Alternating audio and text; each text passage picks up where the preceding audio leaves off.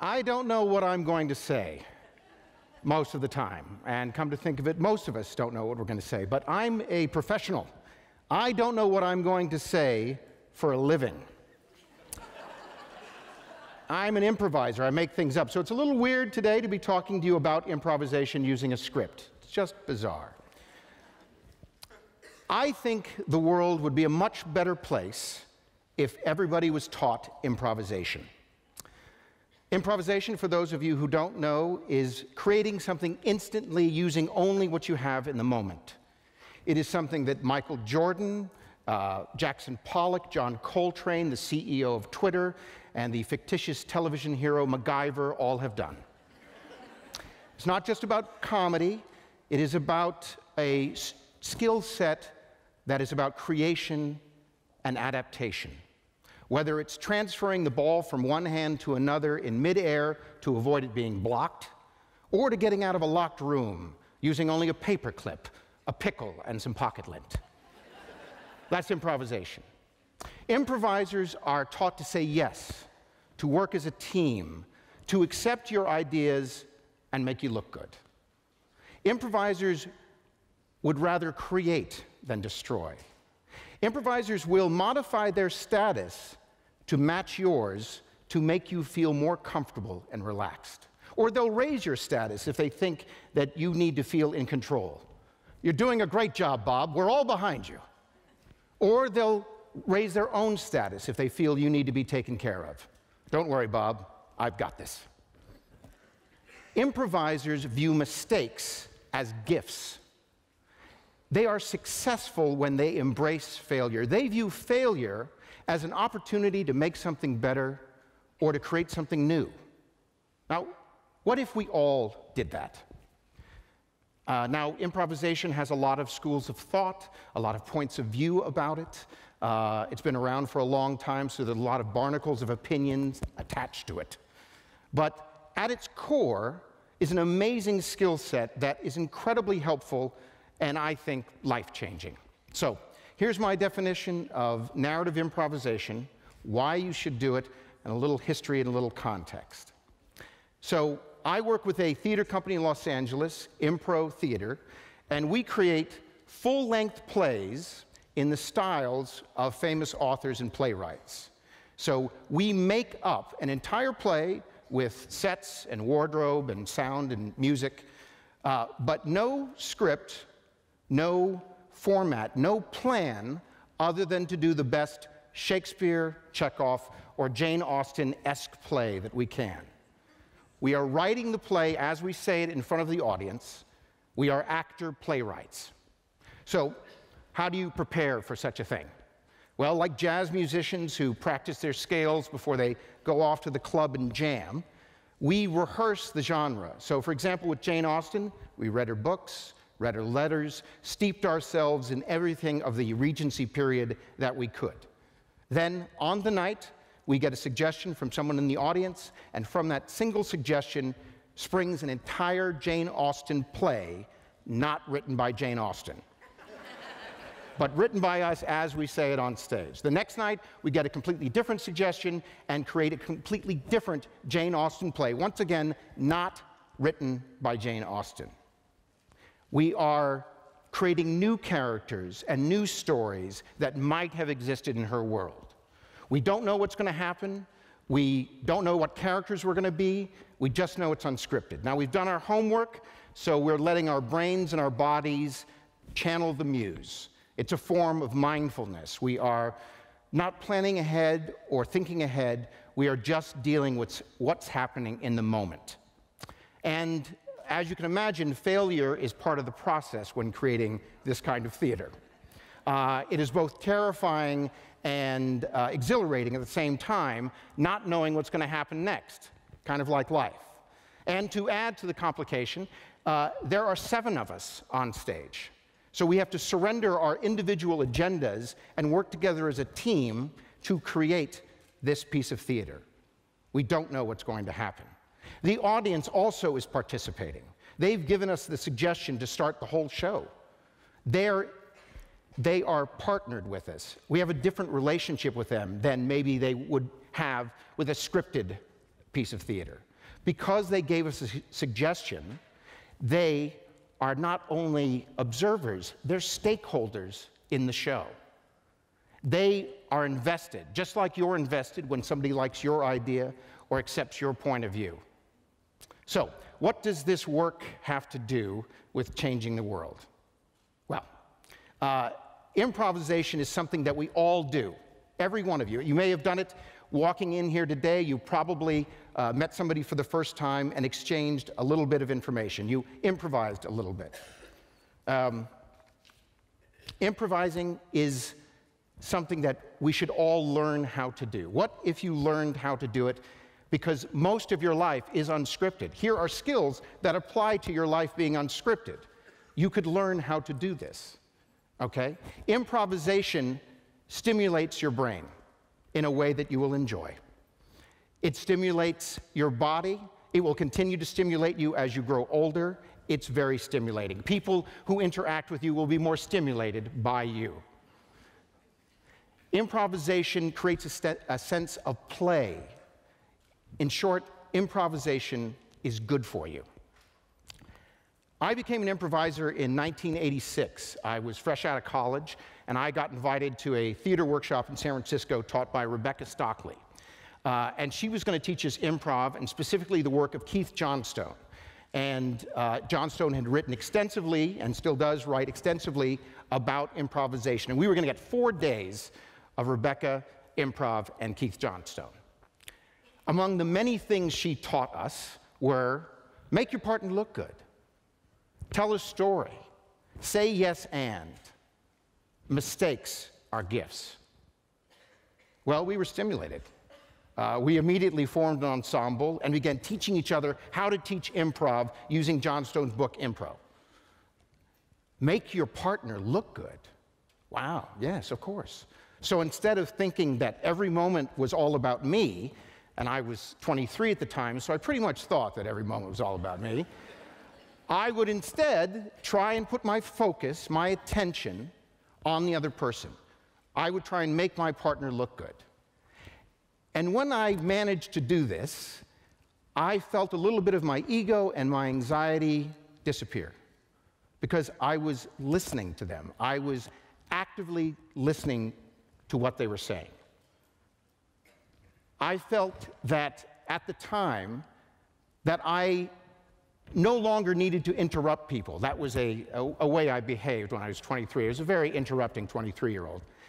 But that my success as an improviser was actually contingent on hearing what they wanted, what their needs were, and supporting them. So instead of waiting for their mouth to stop moving so that I could interrupt with whatever tremendous 23-year-old point of view I had at the time about whatever they were talking about, right about the time that I stopped listening to them, I would instead hear what they said, which was genius to me at the time, actually understanding. And I began to see that these dialogues were actually partnerships, that we were actually creating a little story. We were connecting together.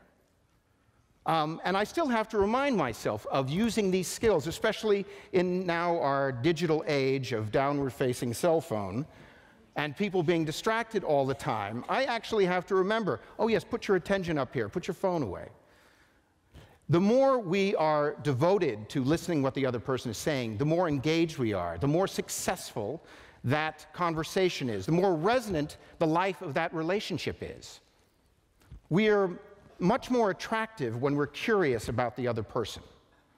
Imagine what a wonderful and sexy society we would live in if everybody made job one to make their partner look good. That's fantastic. When we started teaching, our students were very much not about engaging. They were terrified of engaging for fear of being vulnerable. They didn't want to reveal any part of themselves. And this is only a small portion of them, but they were terrified of being vulnerable. And we were teaching them commit. Commit to being a good partner. Commit to the story. Commit to being engaged. What's it going to cost you? Being engaged takes just as much energy as not being engaged. So be engaged. But people are terrified of this vulnerability for fear of learning something new or being changed by their partner. They will go to great lengths in order to not have that vulnerability be present. They will not say anything in the scene. They will judge everybody else in the scene. They will talk over everyone without adding any information. Perhaps you've been trapped at a party with somebody like this. What if they'd been trained as an improviser? What if they engaged you? What if you were trained as an improviser and made a point of trying to make your partner look good? Maybe they would sense that, let go of their fear, and actually ask you a question back because they felt that you were listening to them.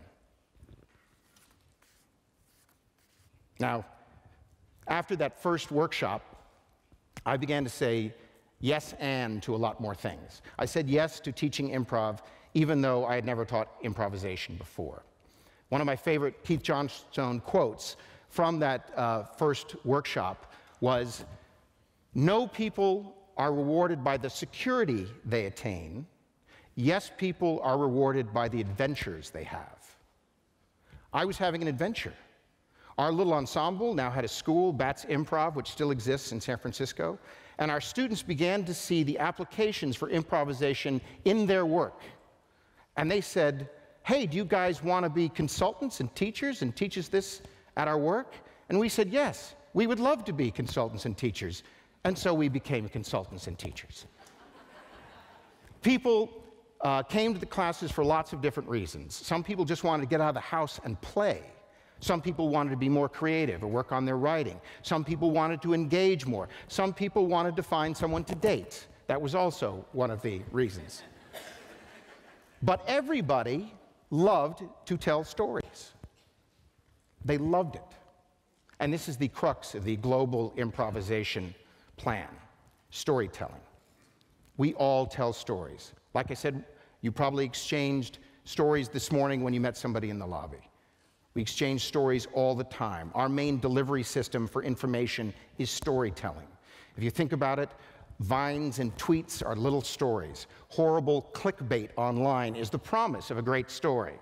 You'll never believe what happened to blank. I have to know what happened to blank. Click. I have to know the story. We all tell stories, and yet storytelling, narrative improvisation is not a required subject in school. But I know I use it more than algebra. Not that there's anything wrong with algebra, and as an improviser, I'm very excited to find out what X is. What's the story with X? So we understand each other through story, and I think narrative improvisation should be part of the global syllabus. I think everybody should learn how to tell a story and improvise. It will transcend language barriers because we'll all be engaged, we'll all be supportive. And I have proof that this will work. Right now, there are thousands of improvisers and improv companies all over the world that get together at theater festivals to make things up and work together. And they're not all performers. Some of them are consultants, some of them are plumbers, some of them are rocket scientists and accountants. All walks of life who want to get together and be creative. And they don't always speak the same language. And it doesn't matter.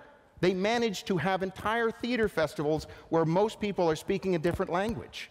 It's incredible. It's a microcosm of what could happen if the global improv education plan is implemented. In that first workshop, way back when, we were taught that mistakes are gifts. And I really believe in that wholeheartedly. If you can accept that whatever happens in the scene is perfect and go on, the portals of opportunity really begin to open up. Improvisers are trained to deal with what is happening in the moment, not what could be. Last spring, during an improv theater show, we were doing an improvised Shakespeare in Pasadena, and an earthquake happened. The lights began to swing back and forth.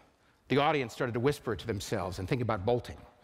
The actors froze, except for the two actors on stage, who took this moment during an improvised Shakespeare play for their characters to fall in love. "You do move me, Melinda."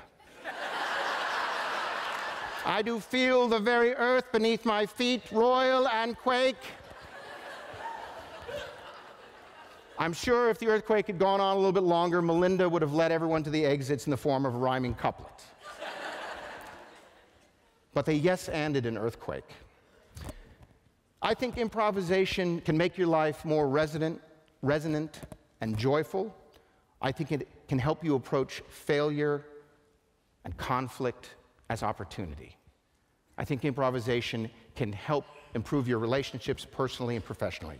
Here is something that everybody in the world does, but only a few people are trained to do. What if everybody learned how to improvise? Thank you.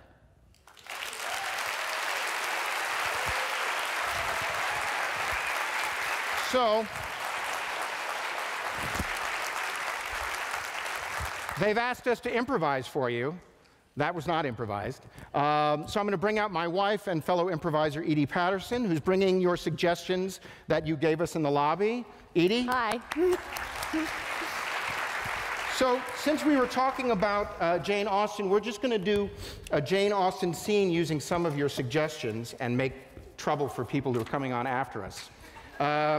So what's a typical location in a Jane Austen novel? What was that right there? A drawing room. Thanks very much. We will now take you to a drawing room and use your suggestions. Miss Green. Mr. Winthrop. We are alone and unaccompanied. Yes, I didn't hear you come in. I simply came in here to drink some hot tea. Yes. Well, failure is one step closer to success. And by moving towards you, I feel I am one step closer to successfully knowing you better. Mr. Winthrop, I can't help but being offended by the fact that you assume I will fail drinking this tea. Oh, you have not failed. Failure is surrendering to fear. Fear not the hot water that now stays the Persian. It's interesting you talk so much of failure, for I think that success is a beautiful wife, a beautiful house, and a beautiful car. Did you say... These are things that I've been thinking about, and I've created something in my mind called a car. It won't come about for many, many years. That's what I love about you, Miss Green. The fact that you're so forward-thinking, that you would invent something that doesn't exist except in your heart. Did you say what you love about me? Yeah. Success is independence, and yet I would bind myself to you. You would? Yes. Well, I believe that failure is failing. And when I say failing, I've ironically spelled it F-A-L-E-I-N-G.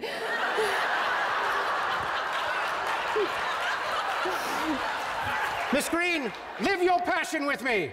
Mr. Winthrop, I would love to. Thank you.